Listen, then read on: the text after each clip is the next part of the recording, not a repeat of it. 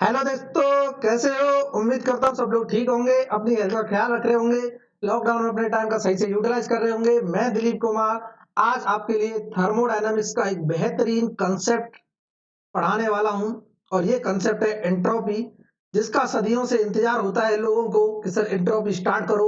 Entropy उनको समझ नहीं आती, क्या होती है एंट्रोपी, कहाँ से इसका इन्वेंशन हुआ, किसने नामांकन किया, कहाँ से इसका जन्म हुआ, इसका सिग्निफिकेंस, सारी चीजों को आज हम सीख लेंगे। ठीक है, तो आज बहुत बड़ा एक्साइटमेंट होगा सबको कि सर एंट्रोपी आखिरकार चालू हो ही गई। इसका हमको सदियों से इंतजार है, आज वो भी पूरा होने वाला है। बहुत अच्छे, ठीक है। तो अगर आपका इंतजार पूरा हो रहा है और चीजें आपको वाकई में पसंद आ रही हैं तो क्या करना है? लाइक करना है, वीडियो को लाइक करना है, ज्यादा से ज्यादा शेयर करना है और इसी तरह हंसते रहना है और मुस्कुराते रहना है और देखते रहना है। मैकेनिकल ट्यूटर हमारे साथ जुड़े रहना है, पढ़ते रहना है। थर्मोडायनेमिक्स सुबह 10 बजे, स्ट्रेंथ ऑफ मटेरियल सुबह 9 बजे, और इसी तरह हम जोश के साथ सुबह सुबह पढ़ाई करते हैं। बहुत अच्छे, बहुत अच्छी बात। ठीक है, सुन के अच्छा लगा, मोटिवेशन मिलता है, एनर्जी भी आती है जब सर इस तरह की बातें करते हैं। बहुत अच्छे।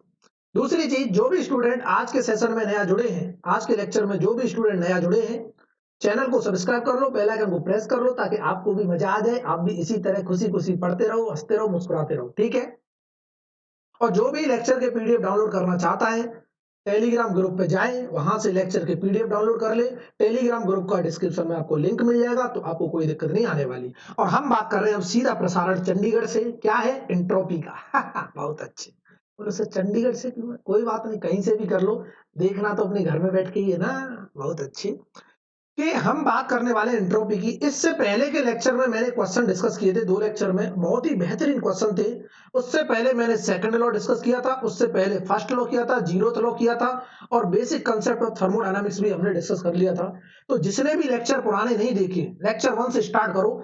थर्मोडायनामिक्स अगर नहीं समझ आता है, फिर मुझे बोलना, पर्सनली मैसेज करना। सबके पास मेरा कॉन्टेक्ट नंबर है, नहीं है तो आप स्टार्टिंग के थर्मोडायनामिक्स के लेक्चर में डिस्क्रिप्शन में जाके आपको मेरा कॉन्टेक्ट नंबर मिल जाएगा।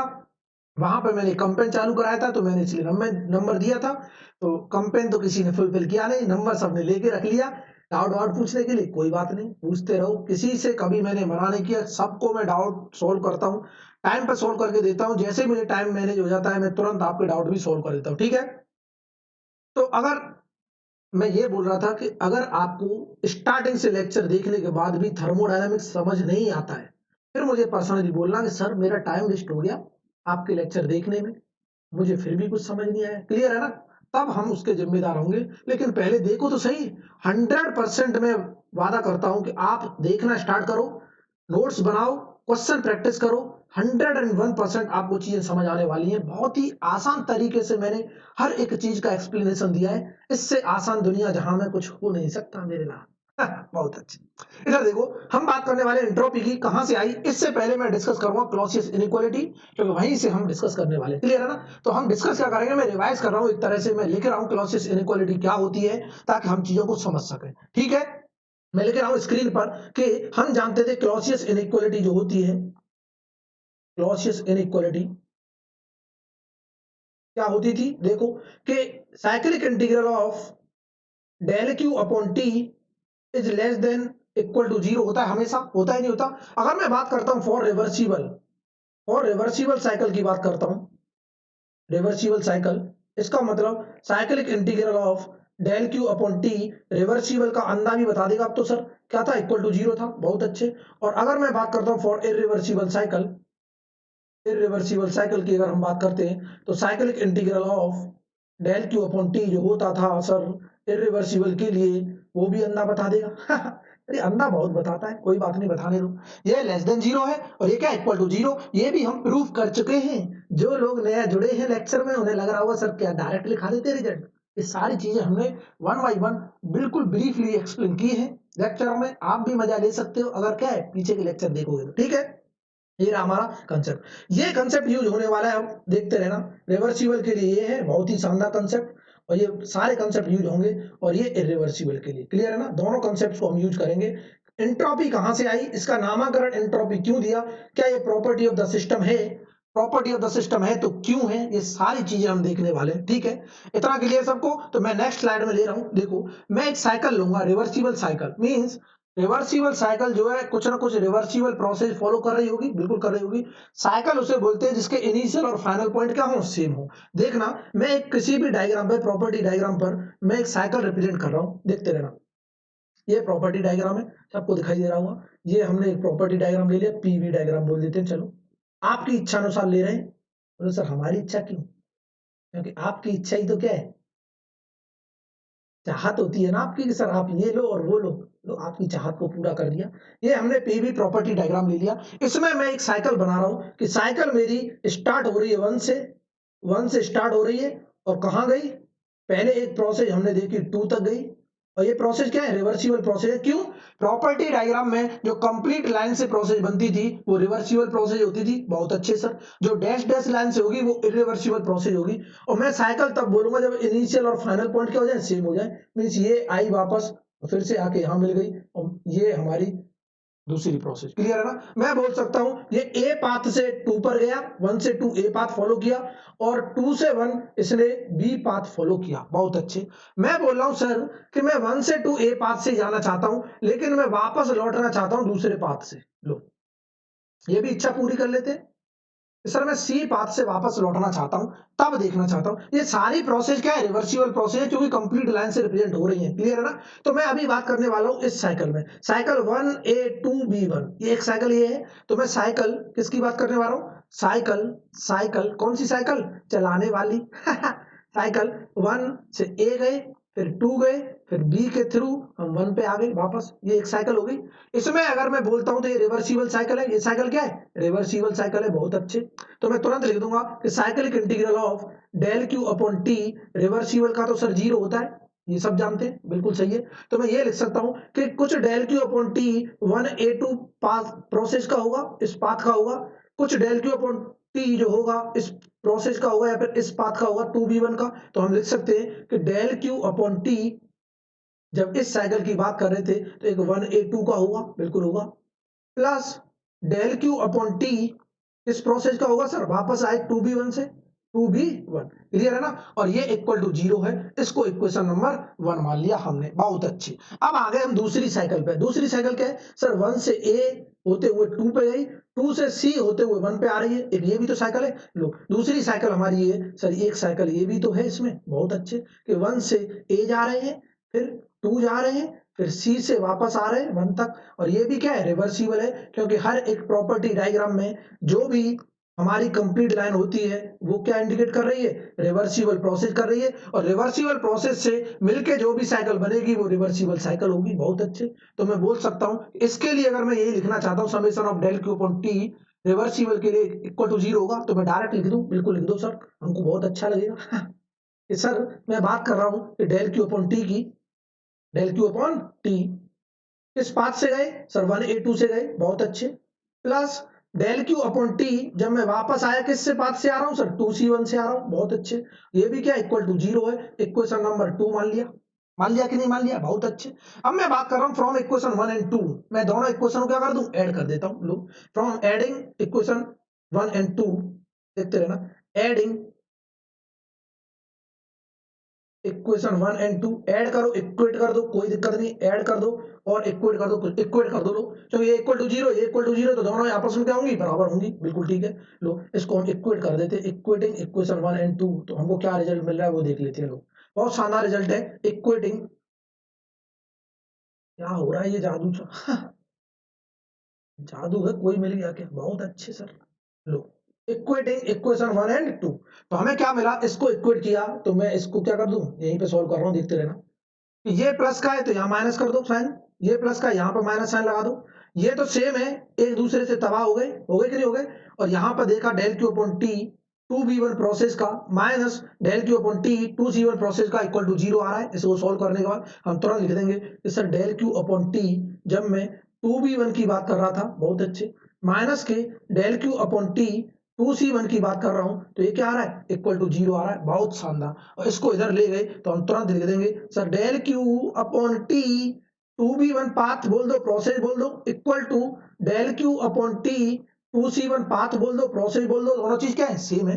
एक चीज हमको क्लियर हो गई। अब देखना, यहाँ बहुत शानदार कंसेप्ट है कि ये जो टर्म है, क्या टर्म है कि सर ये जो टर्म है डेल क्यू अपॉन टी, जो टर्म है इस पाथ से जब मैं जा रहा था 2B1 से, बिल्कुल बराबर है जब मैं 2C1 से भी जा रहा हूं। इसका मतलब ये हुआ कि मैंने पाथ डिफरेंट किए सर, मैंने बी और सी दो पाथ डिफरेंट किए, इनके इनिशियल और फाइनल पॉइंट सेम थे, इनके इनिशियल और फाइनल पॉइंट सेम थे, लेकिन पाथ क्या थे, डिफरेंट थे। तो इनकी जो क्वांटिटी आई डेल क्यू अपॉन टी, वो क्या आई, सेम आई। कि डेल क्यू अपॉन टी की बात करता हूं मैं इस बी पाथ के लिए equal to del Q upon T C path के लिए, even the initial and final points are same. इसका मतलब मैं बोल सकता हूं कि ये जो टर्म होगा कुछ ना कुछ चेंज इन प्रॉपर्टी बता रहा होगा। क्यों? क्योंकि ये पॉइंट पे डिपेंड कर रहे हैं, पाथ पे तो डिपेंड ही नहीं कर रहे।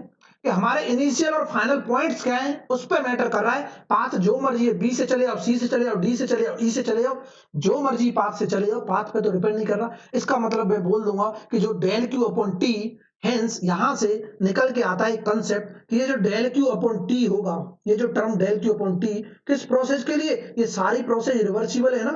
सी प्रोसेस को ले लो चाहे बी प्रोसेस को ले लो, चाहे से मैं पाथ बोलूं चाहे प्रोसेस बोलूं, दोनों चीज क्या है, सेम है। देखना मैंने बोला रिवर्सिबल की अगर मैं बात करता हूं कि ये term del Q upon T reversible का क्या बता रहा है कि ये एग्जैक्ट डिफरेंशियल बता रहा है। पहली चीज कि मैं एग्जैक्ट डिफरेंशियल लिख सकता हूं क्योंकि ये प्रॉपर्टी ऑफ द सिस्टम है, तुरंत हम बोल देंगे। और हमने इसीलिए रिप्रेजेंट कर दिया कि ये कोई प्रॉपर्टी एस, और इसको हमने नाम दे दिया एंट्रोपी। नाम दिया है कि जैसे पंडित जी जन्म लेते ही नामांकरण कर देते हैं ना, कि हाँ इसका नाम रख दिया क्या, बाबूलाल, इसका रख दिया रामूलाल। बोलो सर कहाँ से नाम ढूंढ के ला रहे हो, कोई बात नहीं। कि जब पंडित जी ने नामांकरण किया तो उसका नाम रख दिया, चलो ठीक है। हमने भी ऐसे ही एक चेंज इन प्रॉपर्टी बता दी कि del Q upon T reversible process का जो होगा वो चेंज इन प्रॉपर्टी रिप्रेजेंट कर रहा होगा। और चेंज इन प्रॉपर्टी है, इसका मतलब ये एग्जैक्ट डिफरेंशियल होगा, क्योंकि ये जो टर्म है प्रॉपर्टी ऑफ द सिस्टम बता रहा होगा। और इसीलिए हमने बोला इसको नामांकरण कर दिया, चलो मान लेते हैं एंट्रोपी है।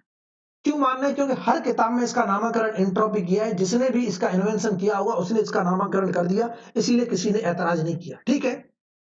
बट प्रॉब्लम ये सर, चलो ठीक है हमने बोल दिया इसका नामकरण तो एंट्रोपी रख दिया, बट इसका सिग्निफिकेंस क्या है इसको समझना है। बहुत अच्छे, ये हुई ना बात कि सर ठीक है सर नाम कुछ भी रखो, एंट्रोपी जगह सिंट्रोपी रख देते, पिंट्रोपी रख देते, टिंट्रोपी रख देते, कुछ भी रख देते, लेकिन इसका फिजिकल सिग्निफिकेंस क्या है इसको अगर हमें समझ आ गया तो हमारी कंसेप्ट क्या है, बिल्कुल क्लियर है। एंट्रोपी हो चाहे चाहे कुछ भी नाम हो।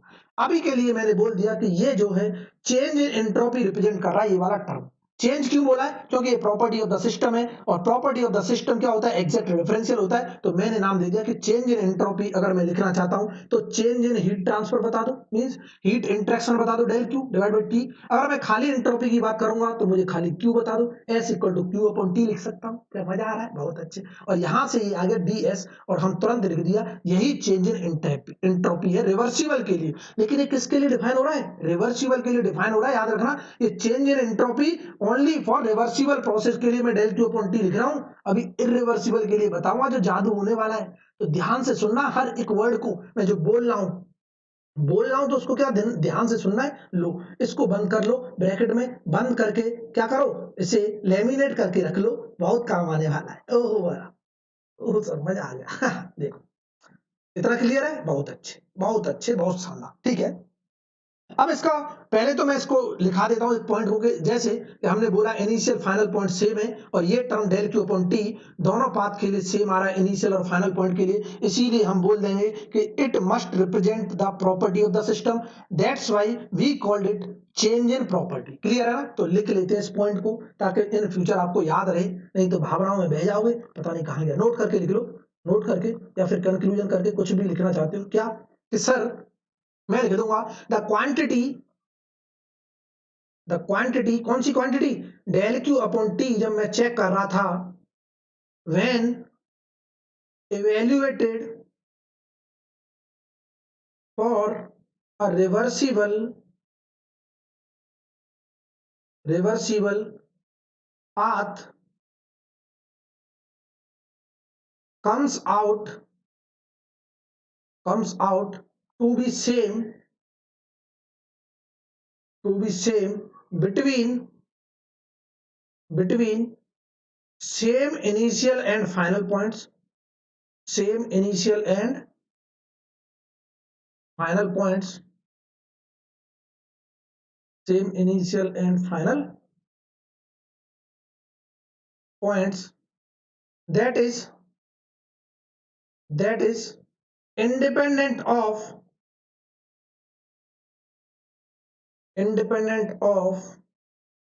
which path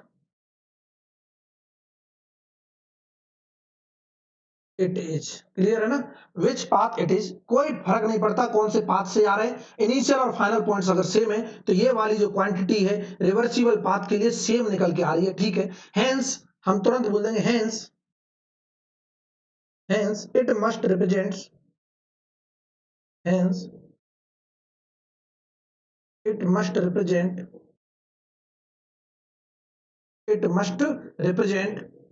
a change in property between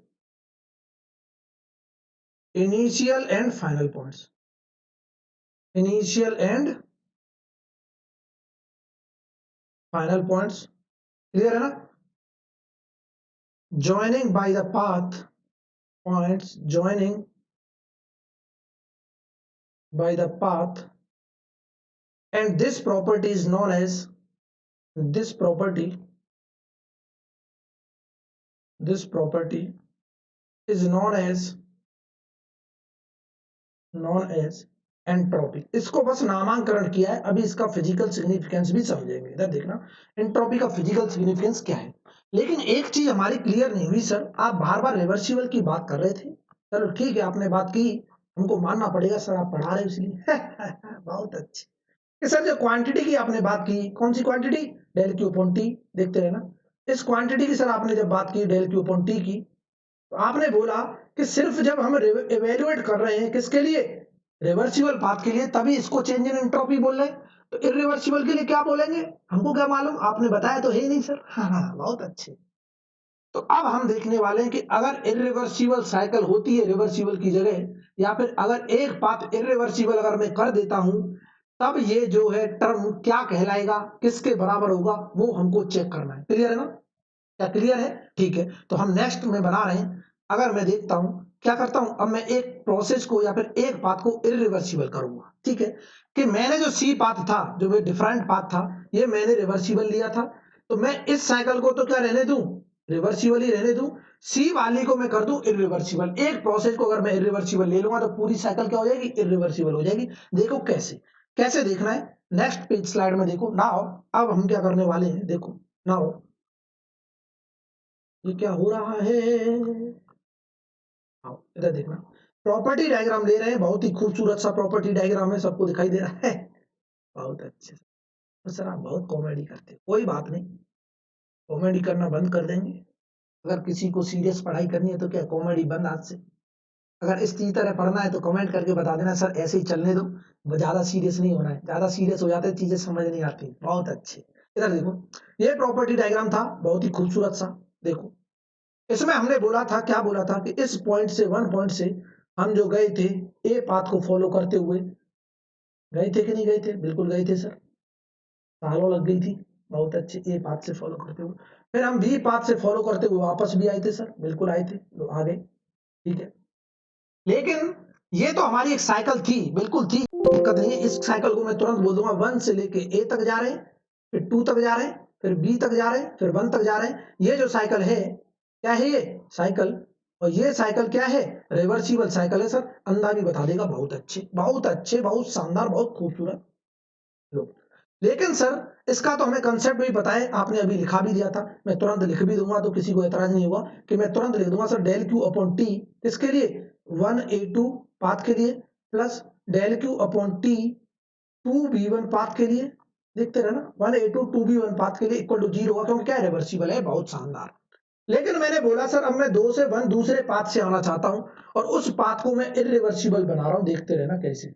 मैं रेड से ले रहा हूं, ब्लू से नहीं लेने की इच्छा हो रही होगी किसी की।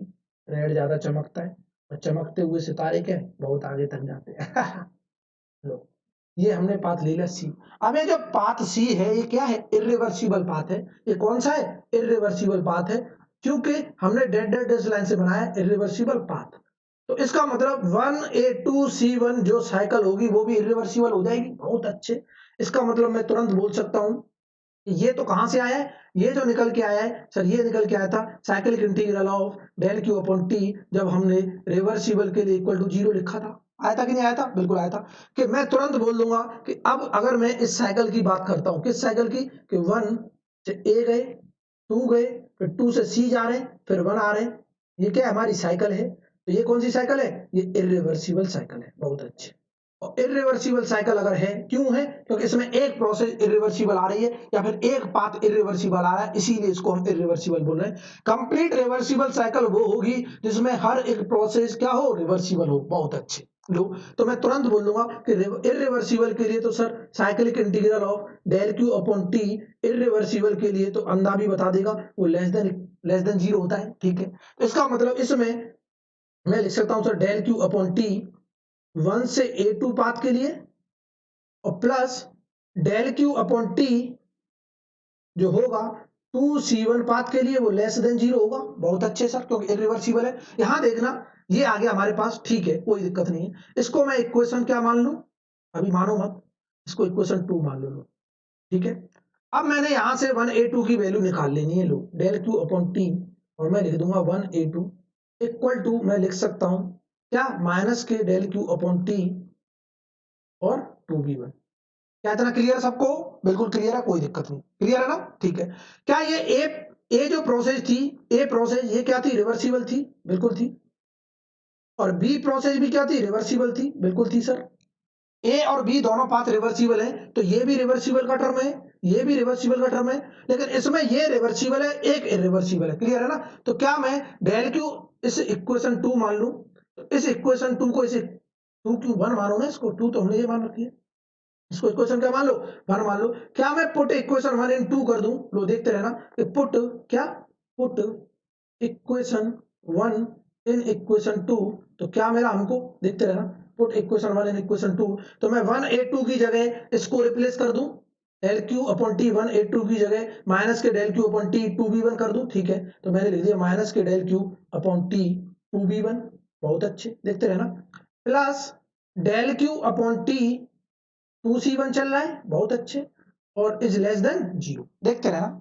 क्या इस टर्म को मैं इधर ले जाऊं, ले जाऊं सर, मैं तुरंत लिख दूंगा डेल क्यू अपॉन टी, ये 2C1 था, और इज लेस देन मैंने लिख दिया डेल क्यू अपॉन टी, ये क्या है, 2B1। बहुत अच्छे, देखते रहो कि सर ये जो पाथ था, ये पाथ कौन सा था, सी पाथ, इरिवर्सिबल पाथ था। देखते रहना, इरिवर्सिबल। और ये बी पाथ क्या है सर, रिवर्सिबल। बहुत अच्छे, तो मैं तुरंत बोल दूंगा कि ये del Q upon T, del Q upon T, अगर मैं 2C1 की जगह में इरिवर्सिबल लिख दूं, कोई दिक्कत नहीं, क्योंकि इरिवर्सिबल पाथ की बात हो रही है। लेस देन क्या मैं लिख सकता हूं, डेल क्यू अपॉन टी, ये क्या होगा, रिवर्सिबल। बहुत अच्छे, देखते रहना कि मैंने बोला सर कि अगर मैं del Q upon T term irreversible के लिए निकालना चाहता हूं, तो वो लेस देन होगा del Q upon T reversible. और इसको मैं आगे लिख रहा हूं नेक्स्ट पेज पे, देखते रहना। लो, मैंने तुरंत लिख लिया कि सर जो निकल के आया था del Q upon T irreversible का जो होगा, होगा वो लेस देन होगा डेल क्यू अपॉन टी, किसके, रिवर्सिबल के। बहुत अच्छे, और अभी हमने देखा था, अभी हमने देखा था सिंस हमने डिफाइन किया था जो del Q upon T reversible process का है, उसे मैं चेंज इन एंट्रोपी भी रिप्रेजेंट कर सकता हूं। मजा आ रहा है कि नहीं आ रहा, कहां से देखो, प्रीवियस स्लाइड में अभी प्रूफ किया था। ये देखो del Q upon T reversible process के लिए मैं चेंज इन प्रॉपर्टी लिख सकता हूं, बस इरिवर्सिबल के लिए नहीं। बहुत अच्छे, इसका मतलब ये हुआ कि हमने इसकी जगह डी एस लिख दिया। लो, हम तुरंत लिख देंगे डेल क्यू अपॉन टी और इरिवर्सिबल। कान खड़े हो जाने अब सबके, अब पता चलेगा कि ये टर्मिनोलॉजी कहां से आती थी। डायरेक्ट जो रिजल्ट हम लिख लेते थे, ये कंफ्यूजन रहता था लोगों को कि सर ये कहां से आ गया, इंटरनल इरिवर्सिबिलिटी, एक्सटर्नल इरिवर्सिबिलिटी, पता नहीं क्या लिख देते थे। अब यहीं से प्रूफ होने वाली है चीज है, मजा आने वाला है। जल्दी से जल्दी लाइक करते रहो, इसी तरह पढ़ते रहो, कंसंट्रेशन लूज नहीं होना चाहिए। देखो, क्या मैं इसको ऐसे लिख सकता हूं, del Q upon T reversible process के लिए डी एस के बराबर है। ठीक है सर, क्या ये डी एस ग्रेटर देन ये है क्या, अगर मैं इसको ऐसे लिखना चाहता हूं, दोनों चीज सेम है ना, d S is greater than del Q upon T irreversible process, दोनों चीज सेम है ना। ऐसे यहां लिखे तो इधर लेके इधर लाके, ठीक है। इसका मतलब ये हुआ कि जो एंट्रोपी चेंज है is greater than del Q upon T term अगर इरिवर्सिबल का आता है तो, ठीक है। अगर मैं इस इनइक्वालिटी साइन को हटाना चाहता हूं, इक्वल लिखना चाहता हूं, इसका मतलब कि ये जो टर्म है बड़ा है, डी एस वाला टर्म बड़ा है, ये टर्म क्या है छोटा। इसका मतलब इन दोनों को बराबर करना है तो यहाँ कुछ ऐड करना पड़ेगा राइट साइड में, बिल्कुल करना पड़ेगा। मैं तुरंत लिख दूंगा, अगर मैं लिखना चाहता हूँ d S equal to del Q upon T, और यहां पर मैंने लिख दिया इरिवर्सिबिलिटी, ये क्या इरिवर्सिबल प्रोसेस, ठीक है। और प्लस यहां पर मैं कुछ ऐड करूंगा और उसी ऐड को बोलते हैं डेल्टा एस जनरेशन। अभी देखना, डेल्टा एस जनरेशन, क्या इतना क्लियर हुआ सबको? डेल्टा एस जनरेशन, या फिर मैं बोल रहा हूं डेल्टा एस इंटरनल जनरेशन। इधर देखना, इसको जनरेशन को भी मिटा देते हैं और डेल्टा एस हम बोल देते हैं इंटरनल इरिवर्सिबल, इंटरनल इरिवर्सिबल। कुछ इसमें ऐड करना पड़ेगा। अब इंटरनल इरिवर्सिबल कहां से आया ये समझना, इरिवर्सिबिलिटी बोलो, इरिवर्सिबिलिटी, ठीक है। और ये जो होती है एक्सटर्नल इरिवर्सिबिलिटी होती है। मतलब कहने का फॉर किसके लिए, फॉर इरिवर्सिबल प्रोसेस की बात मैं करता हूं, और इरिवर्सिबल प्रोसेस, तो चेंज इन एंट्रोपी जो होगा वो समझना है हमको। और इरिवर्सिबल प्रोसेस के लिए जो चेंज इन एंट्रोपी होगा वो क्या आने वाला है वो समझना है। देखो तो वो क्या आया है कि सर एंट्रोपी जो होगा change d S equal to del Q upon T के बराबर होगा, और इसी को बोलते हैं एक्सटर्नल इरिवर्सिबिलिटी प्लस, और डेल्टा एस इसको बोले हम इंटरनल इरिवर्सिबिलिटी। देखते हैं ना, इंटरनल इरिवर्सिबिलिटी। अब इसको समझना है, इसको हमने बोला है क्या, एक्सटर्नल इरिवर्सिबिलिटी।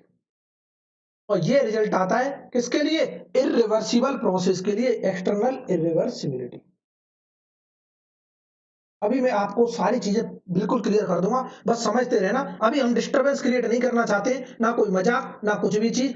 टॉपिक बहुत सीरियस चल रहा है, इसीलिए इसको हमें समझना भी बहुत जरूरी है कि सर ये इंटरनल इरिवर्सिबिलिटी एक्सटर्नल इरिवर्सिबिलिटी होती क्या है, ठीक है। इधर देखना, ये जो एक्सटर्नल इरिवर्सिबिलिटी की बात कर रहा है, जैसे कोई सिस्टम हुआ हमारा, सिस्टम से अगर सराउंडिंग में हीट जाती है किसी एक कांस्टेंट टेम्परेचर पर, यहाँ पे सराउंडिंग से हीट आ रही है सिस्टम में किसी एक कांस्टेंट टेम्परेचर पे, इसका मतलब ये हुआ कि सिस्टम से सराउंडिंग और सराउंडिंग से सिस्टम में आ रही है तो एक्सटर्नली हीट एक्सचेंज हो रहा है, ठीक है। तो ये तो एक्सटर्नल इरिवर्सिबिलिटी बता रहा है, इसका मतलब कुछ एक्सटर्नल हीट एक्सचेंज हुआ होगा तो उसकी वजह से कुछ एंट्रोपी में चेंज आया होगा। अभी मैं बताऊंगा एंट्रोपी में चेंज अगर आया है तो इसका एंट्रोपी का फिजिकल सिग्निफिकेंस क्या है, वो हमारी क्वालिटी को डिग्रेड करता है। क्लियर है ना, डिग्रेडेशन ऑफ एनर्जी बताता है एंट्रोपी, वो अभी हम डिस्कस करने वाले विद प्रूफ के साथ। तो अभी धैर्य धैर्य रखना है, धैर्य मतलब धीरज, समझ आ रही ना बात, ठीक है। इसका मतलब मैंने बोला सर ये जो डेल क्यू अपॉन टी जो टर्म है इरिवर्सिबल प्रोसेस के लिए, अगर सिस्टम से हीट एंटर हो रही है, या फिर सिस्टम में हीट एंटर हो रही है, या सिस्टम से बाहर सराउंडिंग में जा रही है, कुछ ना कुछ हीट इंटरेक्शन अगर हो रहा है बिटवीन सिस्टम एंड सराउंडिंग, तब ये एक्सटर्नल इरिवर्सिबिलिटी कहलाएगा, ठीक है। ये इंटरनल इरिवर्सिबिलिटी क्या है सर, इंटरनल इरिवर्सिबिलिटी क्या है, इरिवर्सिबिलिटी देखते रहो कि सर ये इंटरनल का मतलब ये है कि अगर हमारी इरिवर्सिबल प्रोसेस रही होगी, इरिवर्सिबल प्रोसेस रही होगी, इसका मतलब ये हुआ कि 1 से 2 जब कोई प्रोसेस हो रही होगी, मान के चलो मैंने बोला एक्सपेंशन, ठीक है। अगर 1 से 2 एक्सपेंशन हो रहा होगा तो कुछ ना कुछ प्रोसेस में चेंज हुआ होगा, प्रेशर चेंज हुआ होगा, टेम्परेचर चेंज हुआ होगा, वॉल्यूम चेंज हुआ होगा, कुछ ना कुछ चेंज हुआ होगा। इसका मतलब ये हुआ कि एक्चुअल जो प्रोसेस होती है उनके अंदर कुछ ना कुछ चेंज आता है, और अगर ये चेंज आ रहा है इसका मतलब जो हमारे पास एक्चुअल एनर्जी रही होगी, क्या वो हमें फाइनल में वही मिलने वाली है क्या? बिल्कुल ऐसा नहीं होता। अगर मैं एक्चुअल साइकिल की बात करता हूं, एक्चुअल प्रोसेस की बात करता हूं, तो हमारे पास जो अवेलेबल थी एनर्जी इनलेट पे, वो बाद में नहीं होगी ना एग्जिट पे अवेलेबल, कुछ ना कुछ लॉसेज हो गए होंगे। तो जो लॉसेज हुए प्रोसेस के दौरान इंटरनली, उसको बोल रहे हैं हम इंटरनल इरिवर्सिबिलिटी। मीन साइकिल में अंदर कुछ प्रोसेस चल रही होंगी, इंटरनल प्रोसेस, और प्रोसेस के दौरान कुछ भी चेंजेस जो हो रहा होगा उसी को बोले हम इंटरनल इरिवर्सिबिलिटी। लेकिन हम क्या बोलते हैं कि सर रिवर्सिबल अगर प्रोसेस होती है, इफ रिवर्सिबल प्रोसेस, देखते हैं ना, इफ रिवर्सिबल प्रोसेस अगर होता है तो हम ये बोलते हैं ना, रिवर्सिबल प्रोसेस में तो मैं चाहे इनिशियल से फाइनल जाऊं चाहे फाइनल से इनिशियल आऊं, तो कोई ना सिस्टम में सराउंडिंग में कोई चेंज आ रहा है ना कुछ भी चेंज आ रहा है। इसका मतलब सारे लॉसेज क्या होते हैं, नेग्लेक्टेड होते हैं। मींस इफ रिवर्सिबल प्रोसेस, तो इंटरनल जो लॉसेज होते हैं, इंटरनल लॉसेज नेग्लेक्टेड होते हैं, losses neglected. That's why that's why that's why that is why जो हमारी डेल्टा एस इंटरनल इरिवर्सिबिलिटी होती है वो जीरो होती है। रिवर्सिबल में इंटरनल इरिवर्सिबिलिटी क्या होती है, इक्वल टू जीरो होती है। तो हम तुरंत लिख देते हैं डेल्टा एस फॉर रिवर्सिबल के लिए, देखते रहो जादू सर, कैसे भी लिख लो बात तो बराबर है। डेल्टा एस रिवर्सिबल के लिए फिर से क्या आ गया, ये sir del Q upon T ही तो आ गया बस। बहुत अच्छे, देखो। और ये डेल क्यू अपॉन टी क्या है कि अब सिस्टम से बाहर सराउंडिंग में जा रही हो और सराउंडिंग से सिस्टम में आ रही हो, वो वाली हीट किसी न किसी कांस्टेंट टेम्परेचर पे वो चेंज इन एंट्रोपी बता रही होगी। इतना कितने लोगों को क्लियर हुआ, मुझे जल्दी से कमेंट करके बता दो सर हाँ हमको क्लियर हो गया। और वाकई में अगर नहीं क्लियर हुआ है तो वो भी कमेंट करके बताना है, क्योंकि टॉपिक क्या है, बहुत इंटरेस्टेड है और बहुत ही इंपॉर्टेंट टॉपिक है। हमको इसी तरह से चीजों को डिस्कस करना है। क्या इतना क्लियर हुआ, एक चीज हमको क्लियर पता चल गया कि अगर मैं इरिवर्सिबल प्रोसेस के लिए एंट्रोपी चेंज लिखना चाहता हूं तो वो क्या होगी, एक्सटर्नल इरिवर्सिबिलिटी के बराबर होगी, जो del Q upon T plus delta S internal irreversibility. इसी को हम बाद में बोलते हैं डेल्टा एस जनरेशन। जनरेशन का मतलब एक प्रोसेस से जब दूसरी प्रोसेस हो रही होगी और अगर वो इरिवर्सिबल है तो कितना एंट्रोपी का जनरेशन हुआ है उस प्रोसेस के दौरान, और उसकी वजह से कितनी एनर्जी हमारी क्वालिटी डिग्रेड हुई है। और ये बताएंगे अभी हम अगले लेक्चर में। तो आज के लिए सस्पेंस बना के रखते हैं कि क्वालिटी ऑफ एनर्जी कर सर कैसे डिग्रेड हो रही है। इतना सबको क्लियर हुआ, इतना कितने लोगों को क्लियर हुआ मुझे जल्दी बता दो, फटाफट बता दो। तो हम फिर अगले लेक्चर में ये चीजें डिस्कस करें। तो एक, चलो वो लिख लेते हैं, एक और वो लिख लेते हैं कि हम समटाइम्स इस डेल्टा एस को, ये डेल्टा एस का यूनिवर्सल फॉर्मूला है, किसी भी प्रोसेस के लिए हम लगा सकते हैं। क्या, डेल्टा एस इक्वल टू कि sir del Q upon T, del Q upon T plus delta S generation. बहुत अच्छे, डेल्टा एस जनरेशन। और ये क्या बताता है, ये डेल क्यू अपॉन टी तो बताता है एक्सटर्नल इरिवर्सिबिलिटी क्या है, सिस्टम और सराउंडिंग के बीच में क्या इंटरेक्शन हो रहा है, एक्सटर्नल इरिवर्सिबिलिटी ये बताता है। और ये डेल्टा एस जनरेशन बताता है इंटरनल इरिवर्सिबिलिटी, इंटरनल इरिवर्सिबिलिटी। इतना क्लियर है सबको। और ये यूनिवर्सल फॉर्मूला है, इसको हम दोनों के लिए लगा सकते हैं। किस किस के लिए, रिवर्सिबल के लिए भी इरिवर्सिबल के लिए, दोनों प्रोसेस के लिए हम इसको अप्लाई कर सकते हैं। ये क्या है, हमारा यूनिवर्सल फॉर्मूला है। जैसे देखा, बोलते हैं ना रामबाण, ये क्या है, रामबाण है। राम मंदिर का भी क्या हो गया है, उद्घाटन हो गया है, तो इसीलिए हमने रामबाण दे दिया सबको। ओ सर क्या बोल रहे हो, कोई बात नहीं सर। बहुत लोग खुश हैं राम मंदिर का उद्घाटन होते ही, चाहे नौकरी लगे ना लगे राम मंदिर बनना चाहिए। बहुत अच्छे, बढ़िया है, सरकार का भी यही चलना चाहिए किस्सा कि मंदिर और मस्जिद, और मंदिर हुआ, मूर्तियां हुई, यही बनवा दो, नौकरी दो मत किसी को। और इसी तरह से क्या है, वोट बैंकिंग बढ़ाते रहो। समझ आ रही ना बात। तो हमने यहाँ पर देख लिया डेल्टा एस क्या है, del Q upon T external irreversibility, delta S generation internal irreversibility. Clear है ना, ठीक है, इतना क्लियर है सबको, बहुत अच्छे। अब हम बात करने वाले हैं, क्या बात करने वाले हैं कि जो डेल्टा एस है हमारा, जो इंट्रोपी है, वो क्वालिटी को कैसे बताता है कि क्वालिटी डिग्रेड हो रही है। क्लियर है ना, तो क्वालिटी कैसे डिग्रेड हो रही है, ये कैसे बताता है, इसको हम नेक्स्ट क्लास में देखेंगे। तो एक पॉइंट करके लिख लो, पॉइंट करके लिख लो। इसको हम ये भी बोल सकते हैं कि ये जो किसके लिए एप्लीकेबल है, applicable for both reversible as well as irreversible process, reversible process. Clear है ना, रिवर्सिबल के लिए हम जानते हैं, फॉर रिवर्सिबल लिख दिया, डेल्टा एस जनरेशन क्या होता है, जीरो होता है, फिर भी लिख लो for reversible process, reversible process के लिए डेल्टा एस जनरेशन क्या होता है, जीरो होता है। ये आगे यूज आने वाला है इसलिए मैं यहीं पे लिखा दे रहा हूँ, डेल्टा एस जनरेशन जीरो होता है क्योंकि कोई भी चेंज होता नहीं है इंटरनली। तो हम इसीलिए बोलते हैं कि कोई भी लॉस नहीं है, लॉस नहीं है तो इंटरनल एनर्जी भी हमारी क्या, जो एनर्जी भी है डिग्रेड नहीं होती है रिवर्सिबल प्रोसेस के केस में। इसीलिए हम बोलते हैं डेल्टा एस जनरेशन क्या है, जीरो है। सिर्फ डेल क्यू अपॉन टी की वजह से कुछ न कुछ डिग्रेड होगी, डिग्रेड तो हमेशा होगी, बट वो जनरेशन की वजह से नहीं होती, सिर्फ इंट्रैक्शन की वजह से होती है, हीट इंट्रैक्शन सिस्टम से सराउंडिंग के बीच में जो हो रहा होगा एट कांस्टेंट टेम्परेचर। क्लियर है ना, तो यहां पे एक पॉइंट लिखा देता हूं मैं नोट करके कि ये जो हमारा एंट्रोपी है, ये ऐसा पैरामीटर है जो क्या बताएगा, क्वालिटी ऑफ एनर्जी डिग्रेड हो रही है या नहीं हो रही है, इसके बारे में बताता है। तो मैं यहां पे लिख लेते हैं कि ये एंट्रोपी इज अ पैरामीटर। अगली क्लास में डिस्कस करूंगा विद प्रूफ के साथ इसको कैसे बता रहा है। Entropy is a parameter, is a parameter which tells about tells about the quality of quality of energy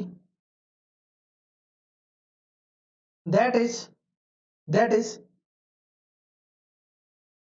unavailable energy. अब यहां से हम देखेंगे अनअवेलेबल एनर्जी,